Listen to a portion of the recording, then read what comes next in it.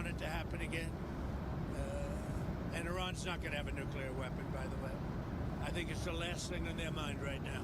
Mr. President, did Iran make any commitments yesterday about uranium enrichment? About what? About uranium enrichment. They're not going to have enrichment, and they're not going to have a nuclear weapon, and they know that. They're going to get on to being a great trading nation. You know, they're very good traders, and they're going to be a great trading nation, and they have a lot of oil.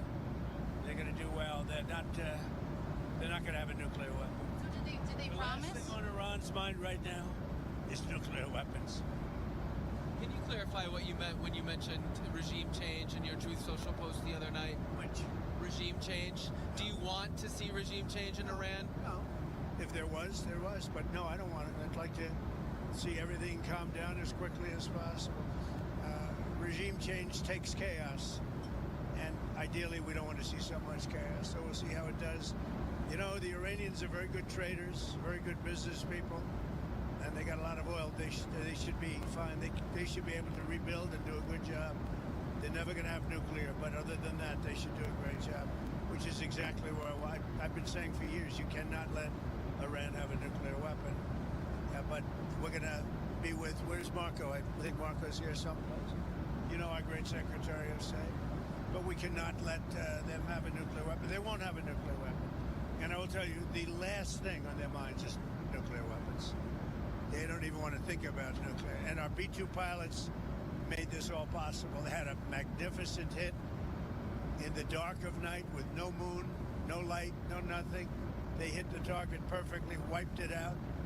And the press is very disrespectful. I saw CNN fake news going, well, maybe it wasn't a perfect hit, it was perfect. They said maybe it did destroy it. We agree, it did destroy it, but maybe it could have destroyed it more. No, it couldn't have destroyed it more. Everyone hit, and it's very disrespectful to those great geniuses and patriots that flew those planes through tremendous danger. So CNN and MSDNC are a disgrace. And so are the others. I mean, they're pretty much all a disgrace. But it's an amazing period of time. Now we're going to NATO, and we'll get a new set of problems. We'll solve a new set of problems. Do you think you'll meet with Zelensky when you're there? Yeah, probably. I'll see him. Yeah. What would you say to him? Say, how you doing? He's in a tough situation. Should have never been there. Sir, you said a couple days ago that you didn't think the U.S. should have to agree to the 5% increase in GDP on defense. No. Do you want to I was the one that said that's what they should be paying, as you know. No, I should do something. And they're having a problem with Spain. There's always a problem with Spain. Because Spain's not agreeing, which is very unfair to the rest of them, frankly. So the U.S. won't be increasing our GDP to 5%. We should pay what everyone else, you know, they're in Europe, we're not. You know, a lot of that money goes to rebuilding their bridges, their roads, so it can take heavy equipment. And, you know, we don't have any roads in Europe. We don't have any bridges in Europe. So, no, it wouldn't be quite the same thing for us. But we're with them. Are you still committed to Article 5 of NATO? Depends on your definition. There's numerous definitions of Article 5. You know that, right? But I'm committed to being their friends. You know, I've become friends with many of those leaders, and I'm committed to helping them. What do you want the role of NATO to be going forward once these other countries are spending more?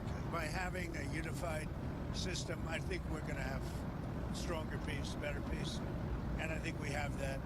You know, when I went to NATO, they were broke. When I first started this whole thing, it seems like a long time ago, 9 years, right? But they were broke. I knew it immediately. I said, you guys are broke.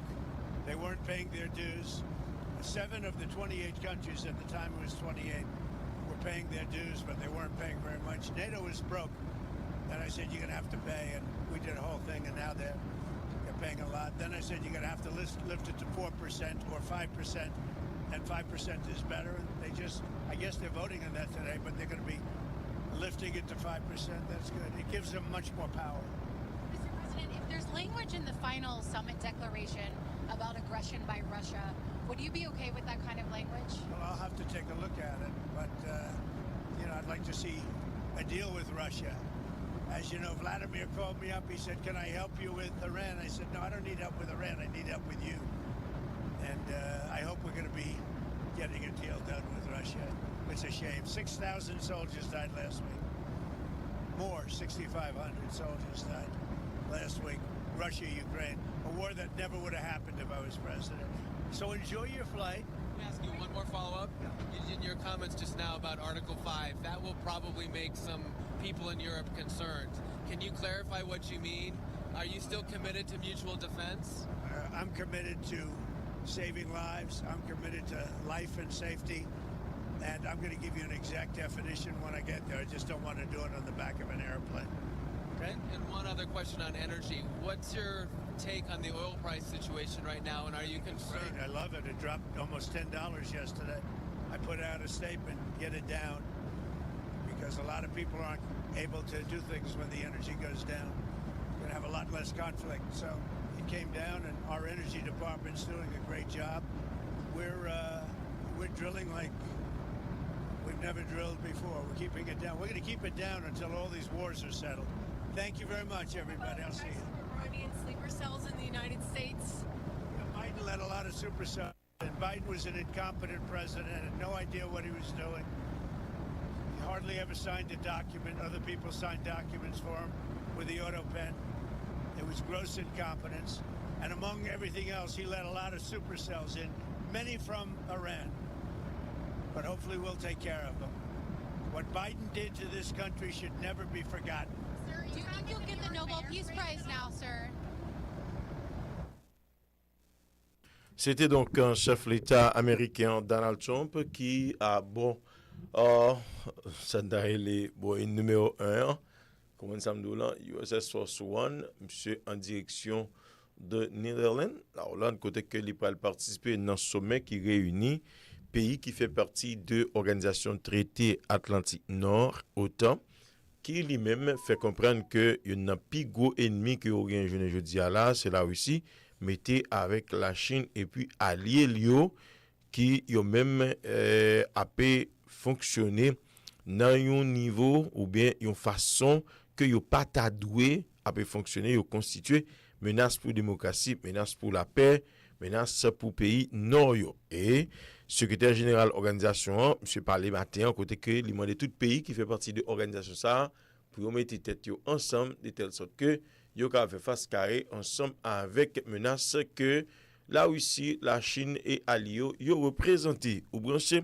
Pstars radio télévision n'a pas avec ou à partir de 12h pour émission de prière devant le trône sous réseau pour là nous demander pour inviter nos amis parce que il est fait 11h15 3 bonnes minutes inviter 11 amis faire connaître que à 12h nous pour aller devant le trône pour implorer faveur si là qui gagne toute puissance qui gagne pouvoir illimité pouvoir absolu comme ça me il fait salve l'élève pour mon niveau donc on fait ça ensemble c'est à 12h devant le trône je dis c'est mardi pas vrai pas oublier ça.